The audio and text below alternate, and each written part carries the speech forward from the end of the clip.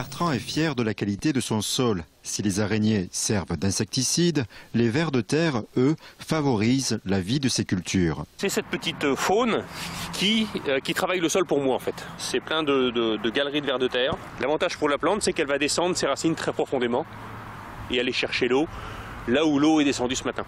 Cette coopération avec le sol est rendue possible grâce à l'agriculture de précision.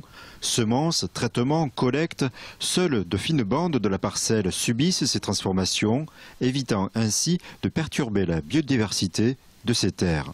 Au mois de janvier, on a passé un strip-till, c'est-à-dire un outil à dents, avec 6 dents, qui n'a travaillé que ces bandes-là. Et ensuite, au mois d'avril, on est venu ressemer exactement à ce même endroit, en mettant la semence et un engrais que bien évidemment on ne voit pas. Ce sont des technologies qui nous permettent de passer des machines de façon très précise à 2,5 cm près d'un passage sur l'autre. Entre le semis et le premier traitement, il s'écoule parfois des mois. Afin de repasser exactement au même endroit, Bertrand confie son tracteur au GPS. Et elle pilote un moteur qui vient en fait tourner le volant.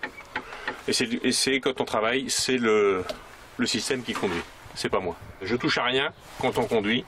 Au début c'est déstabilisant, on sait pas très bien où mettre ses mains.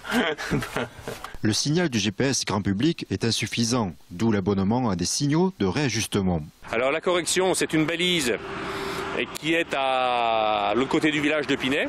C'est-à-dire qu'une correction qui nous arrive par radio, et là on est à une correction en 2 cm près. Même avec un coût annoncé de 50 000 €, ce type d'équipement est rapidement amorti. On est à moins de 20 litres de fuel hectare dépensé entre la sortie de la moissonneuse qui a récolté le blé et l'entrée de la moissonneuse qui récoltera le maïs. D'habitude, je pense qu'on est plus près des 60 ou 80.